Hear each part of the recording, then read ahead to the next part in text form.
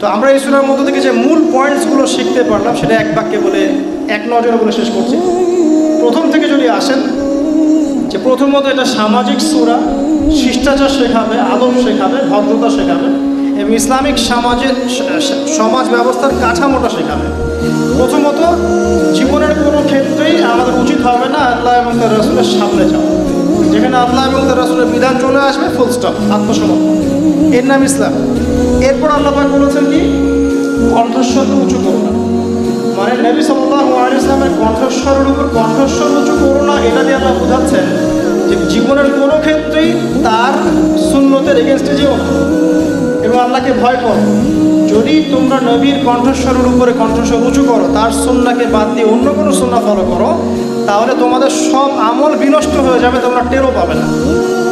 এরপর আল্লাহ পাক বলছেন, যারা কণ্ঠস্বরকে নিচু করে, মানে আনুগত্য প্রদর্শন করে, সুন্নাহ মেনে চলে, নিজের মন গড়া আদর্শে চলে না, আল্লাহ পাক এই মানুষগুলোর কলবের মধ্যে আল্লাহর পক্ষ থেকে তাকওয়া ঢেলে দিবেন।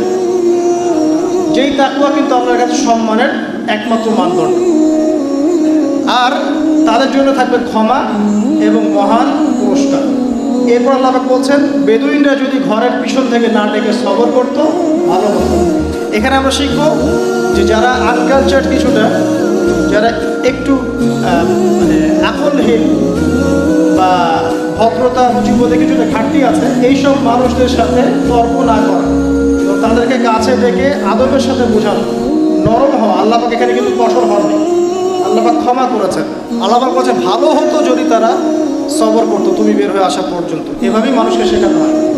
এখন দেখবেন আমাদের শেখানোর ভাষাগুলো আক্রমণাত্মক। আমরা কাউকে কিছু শেখাতে গেলে আক্রমণ করি, ব্যক্তিকে আক্রমণ করি, দলকে আক্রমণ করি। এভাবে শেখানো যায় না, এভাবে মানুষকে ইসলাহ করা যায় না। মানুষকে ইসলাহ সংশোধন করতে হলে নরম হতে হয়, তার ভুলটাকে প্রাইভেটলি ডেকে শুধরে দিতে হয়। আর আমরা এখন মানুষের মানে ভুল নিয়ে সোশ্যাল মিডিয়া মাতিয়ে ফেলতে পারলে বাঁচি আগে। আমরা মনে করি এর দ্বারা আমরা অনেক উম্মার কল্যাণ করছি, আদতে আমরা গুনাহ কামাই করছি এবং আল্লাহ রাব্বুল আলামিনের কাছে ওই ব্যক্তির মর্যাদা আরও বাড়িয়ে দিচ্ছি। আল্লাহ পাক আমাদেরকে রাসূল সাল্লাল্লাহু আলাইহি ওয়াসাল্লামের মতো শিক্ষক হওয়ার তৌফিক দান করুন, আমিন। এরপর আল্লাহ পাক বলেছেন, যদি কোনো ফাসিক সংবাদ নিয়ে আসে অবশ্যই সংবাদটাকে যাচাই করবে, যাচাই না করে কোনো পদক্ষেপ নেবে না। আমি একটা এক্সাম্পল দিয়েছিলাম যে একটা সংবাদের কারণে সারা একটা পুরো দেশ ম্যাসাকার হয়ে গেছে, পরে বলেছে ওই দেশের মধ্যে কিছুই ছিল না। এই ধরনের ভ্রান্ত কথার মধ্যে আমরা কখনো ইনভলভ হব না, বরং যে কোনো তথ্যই আসুক না কেন, স্পেশালি এমন সব মিডিয়া থেকে যে মিডিয়াগুলো মিথ্যা বলতে কটু, এইসব মিডিয়া থেকে খবর আসলে যাচাই বাছাই ছাড়া বিশ্বাস করতে যাবে না। আল্লাহ পাক বোঝার তৌফিক দান করুন। এরপর আল্লাহ পাক বলেছেন যে যদি মুমিনদের দুটো দল পরস্পর মতবিরোধ লিপ্ত হয়, তাহলে তোমাদের কাজ হচ্ছে ইসলাহ সংশোধন করবে, তোমরা কোনো পক্ষপাতিত্ব অবলম্বন করো না। এরপর ইসলাহ করার পরে যদি দেখা যায় এক দল আরেক দলের উপর চড়াও হয়েছে, তাহলে তোমরা মাজলুমের পক্ষ নিবে, জালেমের পক্ষ নিবে না। তারপর আবার ইসলাহ করে দিবে, কারণ আল্লাহ রাব্বুল আলামিন ইসলাহকারীদেরকে ভালোবাসে। কেন ইসলাহ করবে? কারণ মুমিনরা ইন্নামাল মুমিনুনা ইখওয়া, মুমিনরা পরস্পর ভাই ভাই। আমরা সবাই মুসলিম, আমরা সবাই একটা উম্মার অন্তর্ভুক্ত, আমরা একে অপরের শত্রু নই, আমরা সবাই পরস্পর ভাই ভাই। এবং তোমরা মুমিনদের মধ্যে ইসলাহ এবং সংশোধন করো, এতে করে আল্লাহ পাক তোমাদের মধ্যে রহম করবেন। এরপর আল্লাহ পাক বলেছেন যে কোনো মুসলিম কম যেন অন্য মুসলিম কমকে আন্ডার এস্টিমেট না করে, কোনো ব্যক্তি যেন অন্য মুসলিম ব্যক্তিকে আন্ডার এস্টিমেট না করে। একজন মহিলা আরেকজন মহিলাকে বা একদল মহিলা আরেকদল মহিলাকে যেন তুচ্ছ তাচ্ছিল্য না করে। হতে পারে যার সমালোচনা করা হচ্ছে, যাকে তুচ্ছ তাচ্ছিল্য করা হচ্ছে, সেই ব্যক্তি আল্লাহর কাছে ওই ব্যক্তির চেয়ে উত্তম যে সমালোচনা করছে। এরপর তোমরা একে অপরের দোষ অনুসন্ধান করবে না এবং তোমরা পরস্পরকে মন্দ নামে ডাকবে না। যদি ডাকো এটা হচ্ছে একটা ফাসিকি কাজ, যদি তওবা না করো তাহলে তুমি জালেম হয়ে যাবে। তারপরে আল্লাহ পাক বলছেন, ইজতানিবু কাসীরাম মিনাজ যন, বেশি বেশি ধারণা করা থেকে দূরে থাকো, ধারণার বশবর্তী হয়ে কাজ করো না। ইন্না যন্না লা ইউগনি মিনাল হাক্কি শাইআ, কারণ যন্না মানে যেটা ধারণা, এটার সাথে সত্যের কোনো সম্পর্ক নাই। ধারণা সত্যকে পরাজিত করতে পারবে না। তো তোমরা বেশি বেশি ধারণা করবে না, বরং ওই যে খবর যাচাই বাছাই করার মধ্য দিয়ে ডিসিশন নেবে। আর জাসুসি করো না, একজনের দোষ অনুসন্ধান করার চেষ্টা করো না, আল্লাহ পাক তাহলে ঘরের মধ্যে অপমানিত করে দেবেন।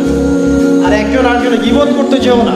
তোমরা তো পছন্দ করবে না যে তোমরা এক মৃত ভাইয়ের গোশত খাবে, তোমরা যেটা অপছন্দ করো। আল্লাহ পাক তওবা কবুলকারী, পরম দয়ালু। আল্লাহ পাক এগুলো থেকে তওবা করার আদেশ দিচ্ছেন। এরপর আল্লাহ পাক বলছেন যে হে মানব জাতি, পুরো মানব জাতি, তোমাদের মধ্যে অনেক পার্থক্য থাকবে, ভাষা, রঙের ইত্যাদি। আমি তোমাদেরকে একজন পুরুষ একজন নারী থেকে সৃষ্টি করেছি এবং বিভিন্ন কবিলা দলে উপদলে বিভক্ত করে দিয়েছি, যাতে করে তোমরা একে অপরের সাথে পরিচিত হতে পারো, গর্ব ফখর করার জন্য নয়। ইন্না আক্রামাকুম ইনদাল্লাহি আতকাকুম, তবে তোমাদের মধ্যে আল্লাহর কাছে সবচেয়ে বেশি সম্মানিত সেই ব্যক্তি যে সবচেয়ে বেশি মুত্তাকি। আল্লাহর কাছে তাকওয়াই হচ্ছে সম্মানের একমাত্র মানদণ্ড।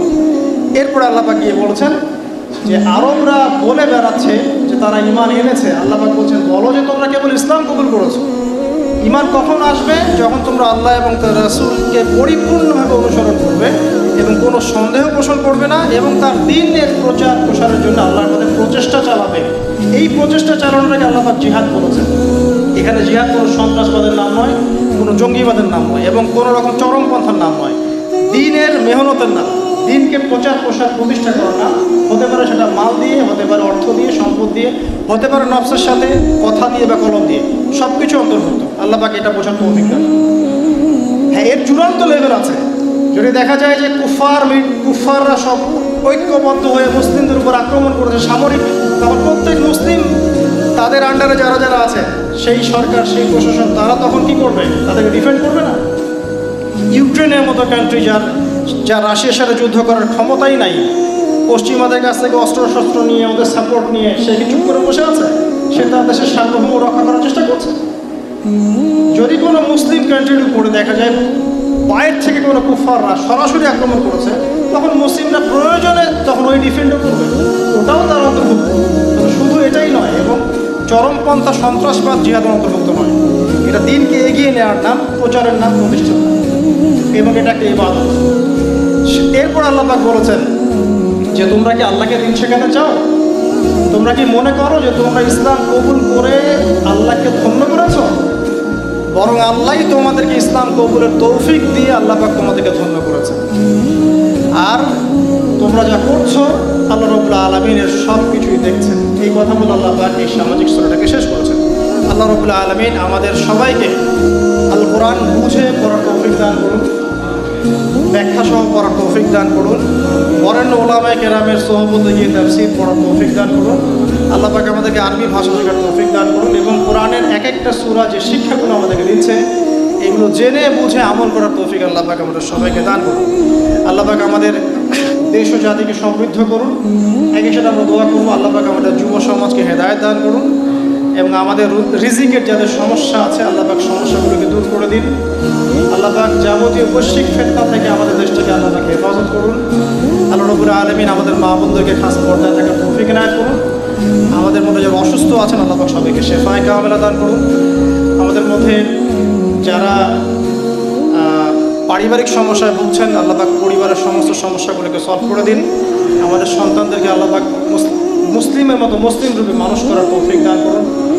আল্লাহ রাব্বুল আলামিন আমাদের দৃশ্য এবং অদৃশ্যের যাবতীয় বিপদ আপদ এবং বালা মুসিবত থেকে আল্লাহ পাক আমাদের ব্যক্তি, পরিবার, সমাজ এবং রাষ্ট্রকে হেফাজত করুন। আমিন।